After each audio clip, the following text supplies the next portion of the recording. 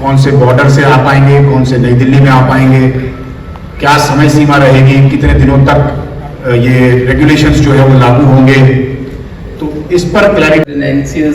Queries from all of you regarding the traffic arrangements and other arrangements for the G20 summit.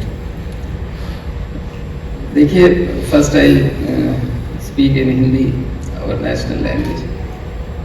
जो G20 शिखर सम्मेलन है ये भारत के लिए भी गर्व का विषय है और दिल्ली पुलिस के लिए इसलिए कि हम लोग जो सुरक्षा व्यवस्था के इंतजाम हैं, यातायात के इंतजाम हैं, उनके लिए हम लोगों की जिम्मेदारी है। और दिल्ली पुलिस के लिए हमेशा से ये परंपरा रही है कि कोई भी अंतर्राष्ट्रीय स्तर का इंतजाम हम लोग व्यापक स्तर पर उसकी तैयारी करते हैं। दिल्ली पुलिस का हर सदस्य उसमें अपना जो है सर्वोत्तम और सर्वोच्च रूप से योगदान देता है। और इसी श्रृंखला में हमारे लिए गर्व की बात है कि G20 शिखर सम्मेलन में, जिसमें परमानेंट 5 मेंबर्स हैं सुरक्षा परिषद के, संयुक्त राष्ट्र संघ के, G7 समूह के भी सदस्य हैं और बाकी जो विकासशील जो ब्लॉक है और हर एक महाद्वीप का इसमें प्रतिनिधित्व है। तो विभिन्न सुरक्षा एजेंसी यहाँ पर आएंगी, उनके साथ हम लोगों का सामंजस्य स्थापित होगा और हम लोग ट्रैफिक का भी, सिक्योरिटी का भी और बाकी इंतजाम, और उसी श्रृंखला में जो ये पहली ट्रैफिक पुलिस की ब्रीफिंग है, बाकी जो ब्रीफिंग्स है वो भी समय समय पर विभिन्न जो वर्टिकल्स हैं, सिक्योरिटी के वर्टिकल से, लॉ एंड ऑर्डर के वर्टिकल से, वो भी विशेष आयुक्त यहाँ पर करेंगे।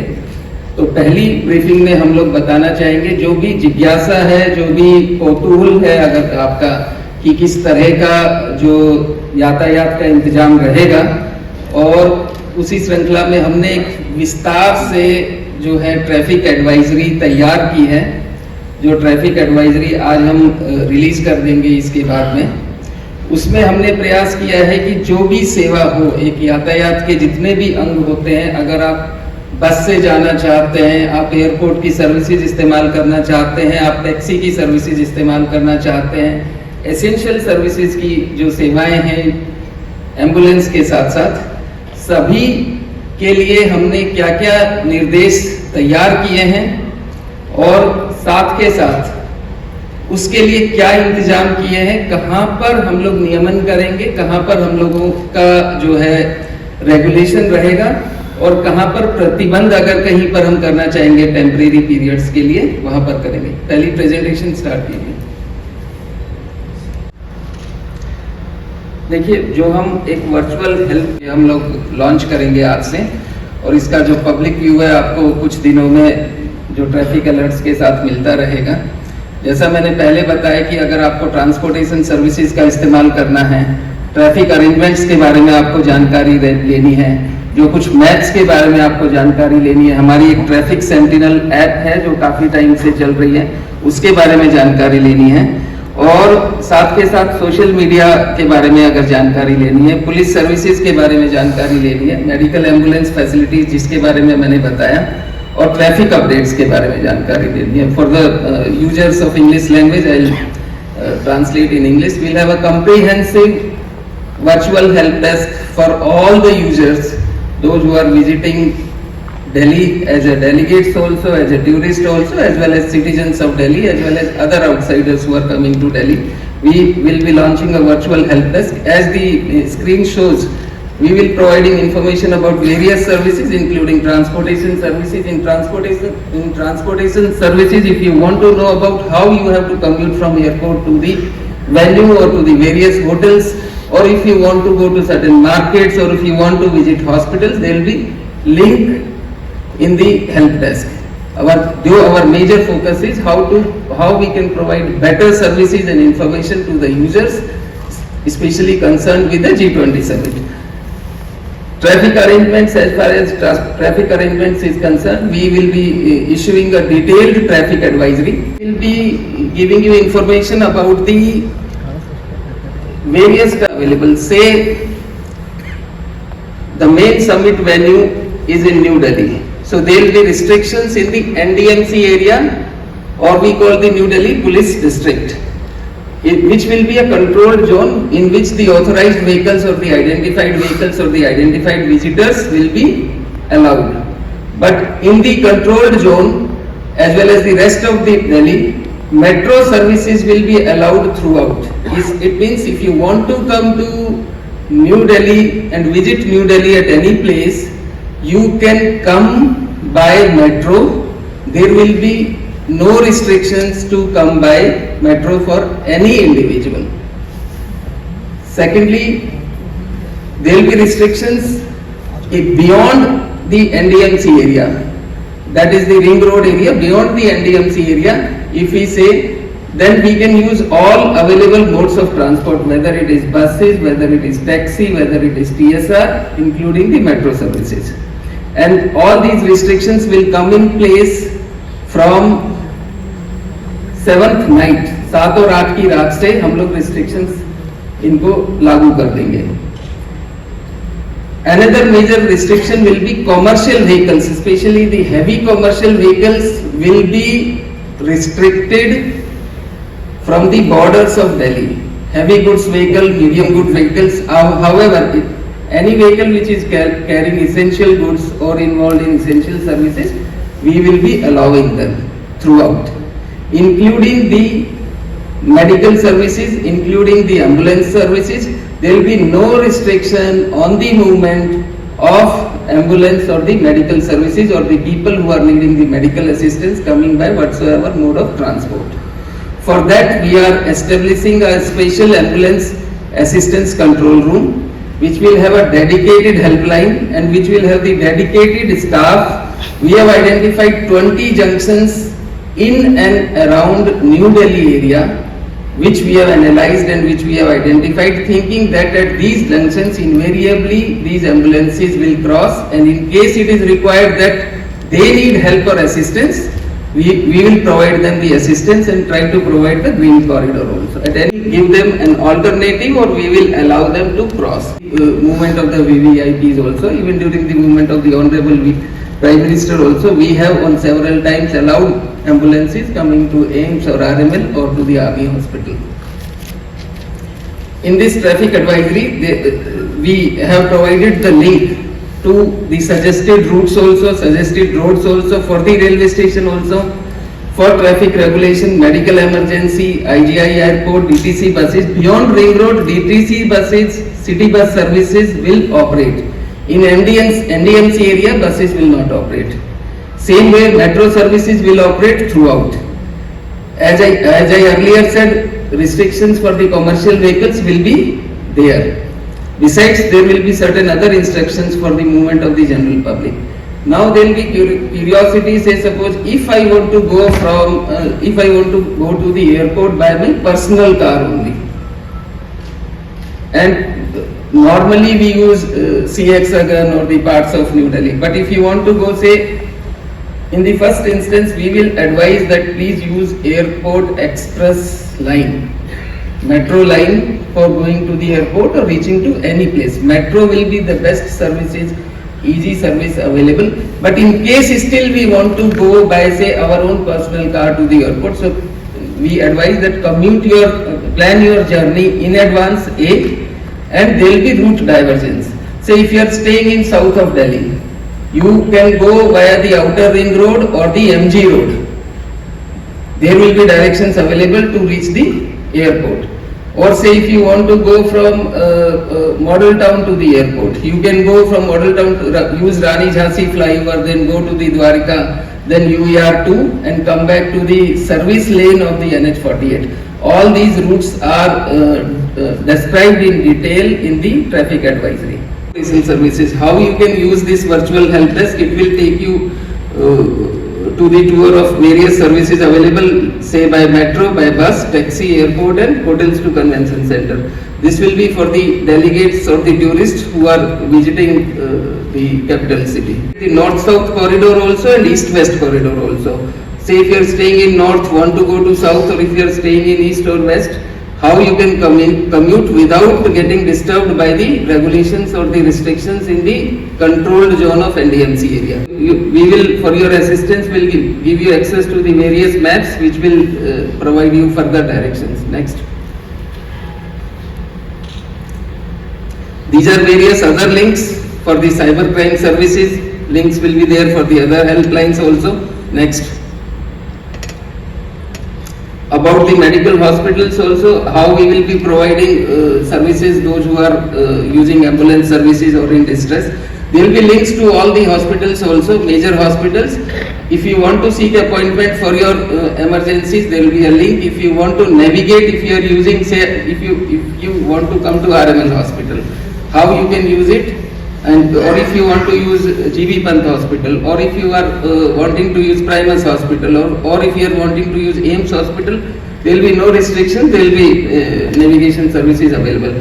For this, we have informed Google services also and Map My India services also. Map My India is an indigenous app which will give you exact, accurate navigation, including the restrictions also. They have configured their navigation services as per the restrictions. So that will be more accurate than the other services available. Also provide you information about the tourist services or the marketplaces. Say suppose certain marketplaces, because of the regulations where services will not be available, it will also be mentioned to you. And besides those marketplaces or the tourist places where the services are available, where the transport is available, and the options of the transport will be mentioned in the explain करने की कोशिश करूंगा, वो geographical view से करूंगा।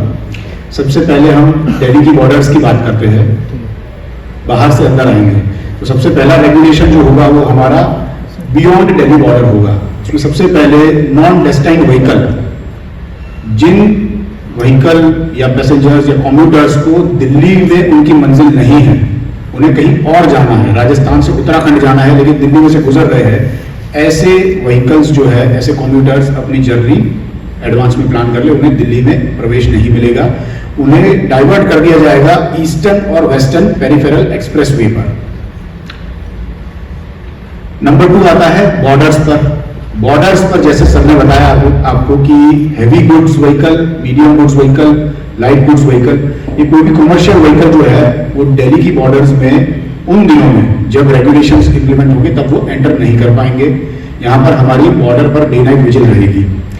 इसमें एक exception रहेगा, जो एसेंशियल कमोडिटीज है जैसे कि दूध हो गया, सब्जी हो गई, फल हो गए, मेडिकल सप्लाईज हो गई इत्यादि, जो एसेंशियल कमोडिटीज लेके आ रहे हैं, ऐसे गुड्स व्हीकल को प्रवेश मिलेगा दिल्ली में, लेकिन इन्हें अपनी मंजिल की तरफ प्रॉपर गाइड किया जाएगा। और जैसे सर ने बताया कि रिंग रोड, उससे आगे वो नहीं आ पाएंगे। अगर नई दिल्ली में उनकी मंजिल है तो बेशक वो आ पाएंगे।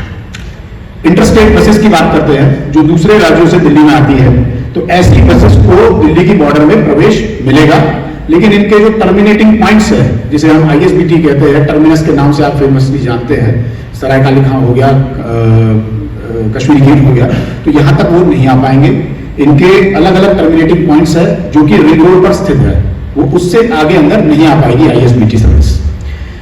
जो बसेस दिल्ली में पहले से मौजूद है वो दिल्ली में जो भी रोड नेटवर्क है उस पर चल पाएगी, लेकिन वो रोड नेटवर्क सीमित रहेगा रिंग रोड और रिंग रोड से बॉर्डर के बीच वाला रोड नेटवर्क। रिंग रोड से अंदर NDMC इलाके में बसेस नहीं चल पाएगी।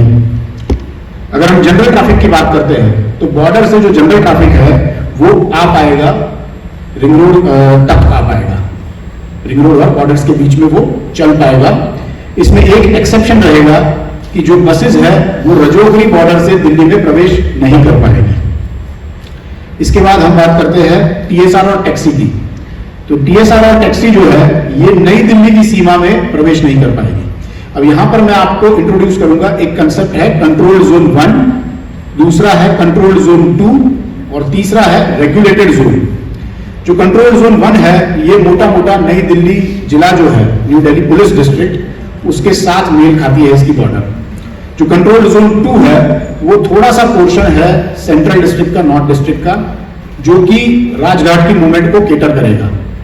और जो रेगुलेटेड जोन है वो रिंग रोड के अंदर का जो इलाका है उसे रेगुलेटेड जोन के नाम से हम इसमें डिस्क्राइब करेंगे।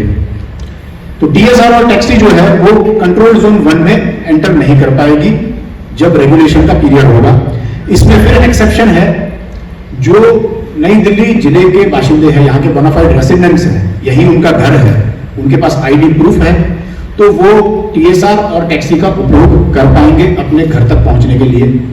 इसके अलावा जो टूरिस्ट जिनके पास वैलिड बुकिंग है होटल के, वो टीएसआर और टैक्सी का इस्तेमाल करके नई दिल्ली के अंदर आ सकते हैं। जो नेविगेशन ऐप की बात करी सर ने, जैसे कि गूगल मैप माई इंडिया, तो ये सेवाएं इस्तेमाल करेंगे आपको जो रूट की क्वेरी होगी आपकी, उसमें प्रॉपर गाइडेंस मिलेगा इन रेगुलेशन को ध्यान में रखते हुए। आप अगर एयरपोर्ट से नई दिल्ली का रेगुलेशन मांगेंगे तो नई दिल्ली की बॉर्डर तक आपको रेगुलेशन मिलेगा, डायरेक्शन मिलेगा।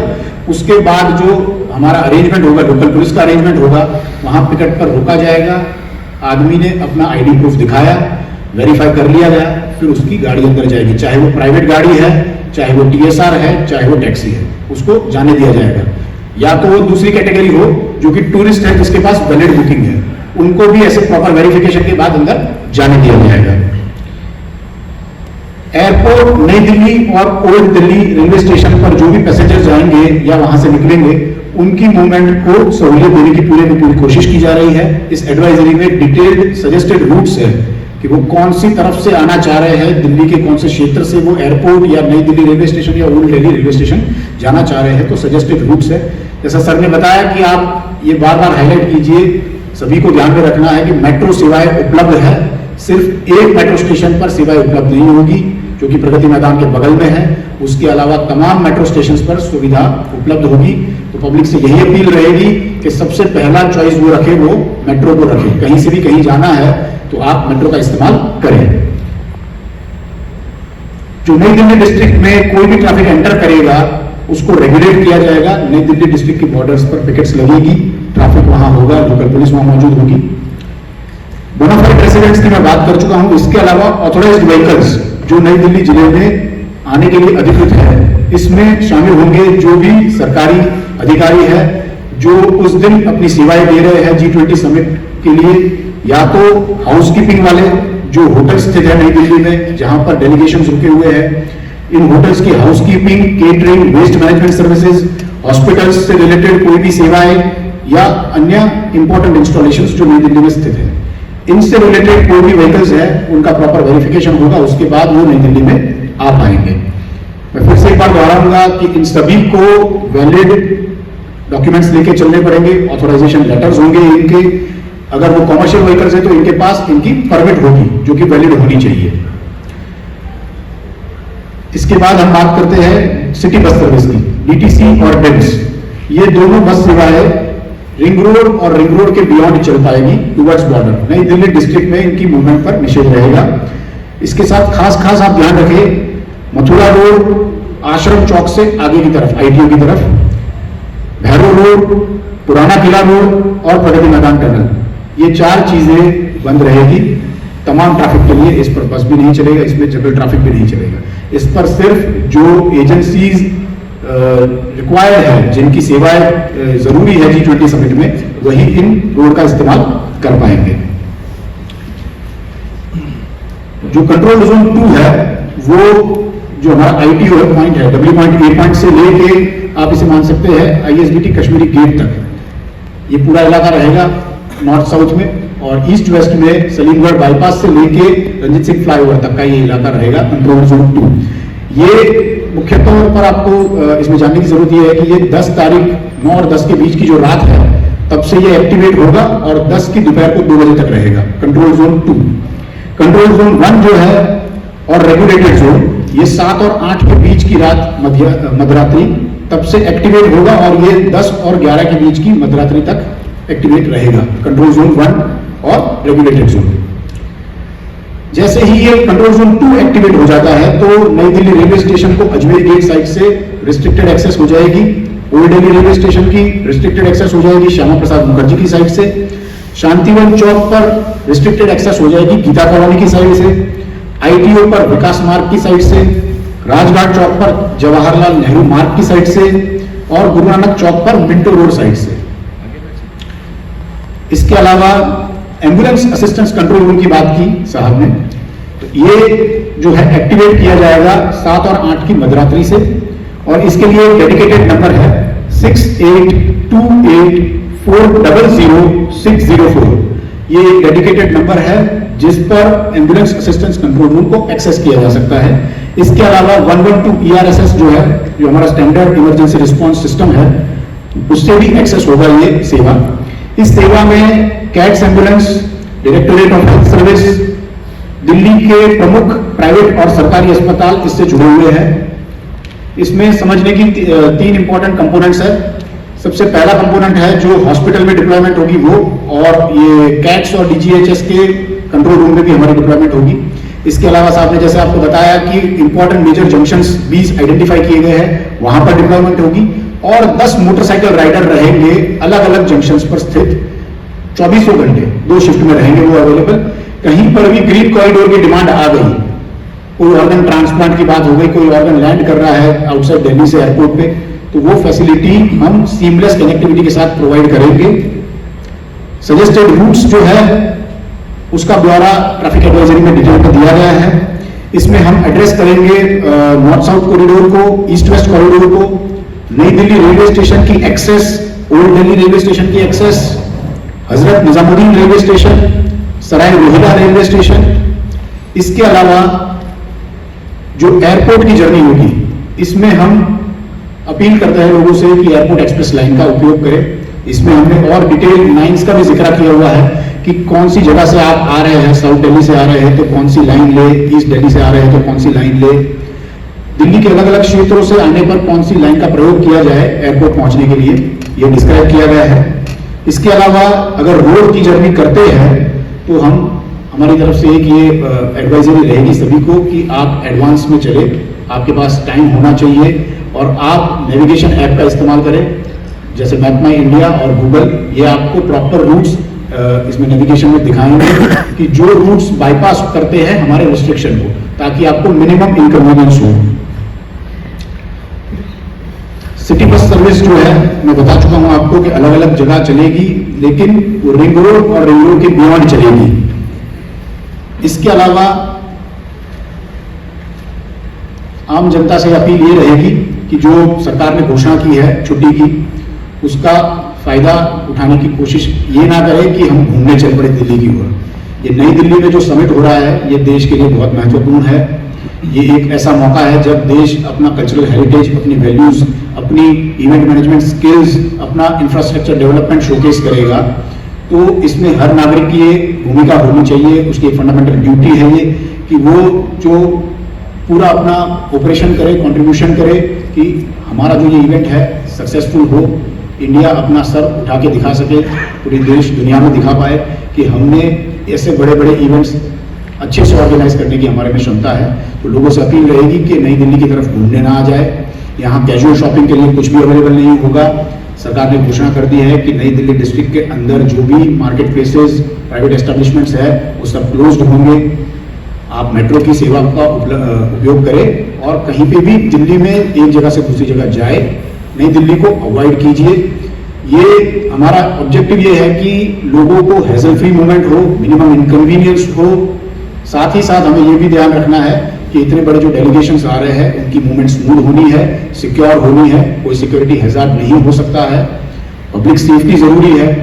तो इसीलिए जनता से अपील है मेट्रो की सेवा का उपयोग करें, और नई दिल्ली अगर अवॉइड कर सकते हैं तो इनके फर्स्ट हाफ में दूसरा इंस्टीट्यूट जाएंगे, सेकंड हाफ में national gallery of modern arts है जिसको जयपुर हाउस कहते हैं, वहाँ पर विभिन्न सांस्कृतिक कार्यक्रम और शॉपिंग वगैरह के भी प्रबंध किए गए हैं विदेश मंत्रालय द्वारा और बाकी मंत्रालयों के द्वारा।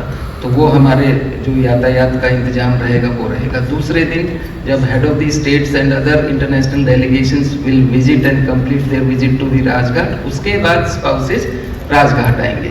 तो ये स्पेसिफिक प्रोग्राम्स हैं जो हेड ऑफ द स्टेट्स की स्पाउसेस हैं उनके।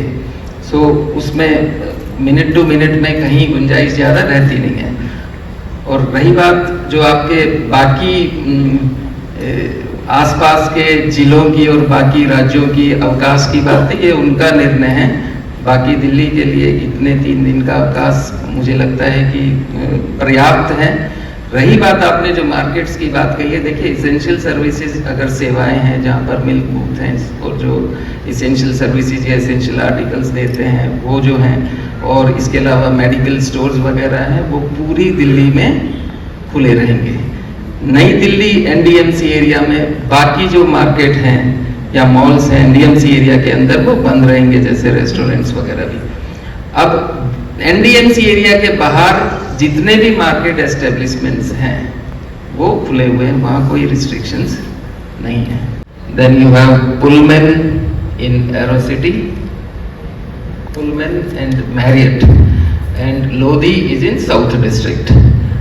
So our endeavor is not to affect or shut down like everything in nearby these areas. There will be time specific regulations in the places around this.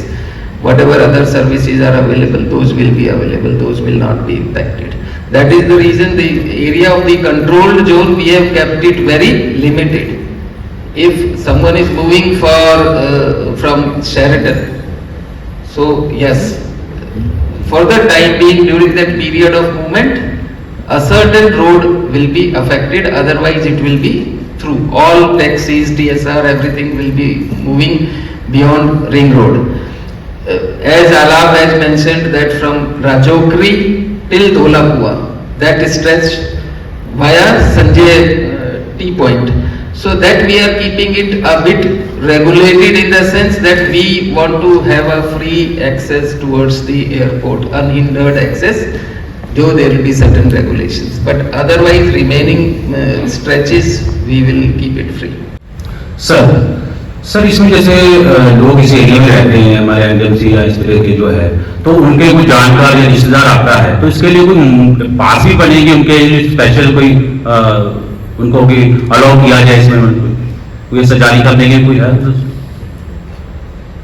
देखिए, it's a question, yes, sometimes we can allow through our no entry, we have a system of no entry passes, temporary passes, but as I said it has to be for the essential work. ये गर्व का विषय है, इसको enjoy कीजिए उल्लास के साथ। आप गुरुद्वारा भी जाइए, मंदिर भी जाइए, मस्जिद भी जाइए, यही हम लोगों की परंपरा रही है, कोई रिस्ट्रिक्शन नहीं हो। एयरपोर्ट से अपने होटल जाएंगे। 9 तारीख को शिखर सम्मेलन का शुभारंभ होगा। वेरियस जो सेशंस हैं वो भारत मंडपम में होंगे। 10 तारीख को प्रातःकाल राजघाट जाएंगे, राजघाट से फिर भारत मंडपम आएंगे और शिखर सम्मेलन का समापन होगा। 9 तारीख को एक और है कि शाम के समय में गाला डिनर होगा। तो शाम के समय जो टाइम है जब शिखर सम्मेलन का जो 9 तारीख को प्रथम चरण होगा, उसके बाद वहां पर शाम के समय पहले होटल जाएंगे, होटल से फिर वापिस डिनर के लिए भारत मंडपम आएंगे और डिनर के बाद वापिस होटल की तरफ प्रस्थान करेंगे।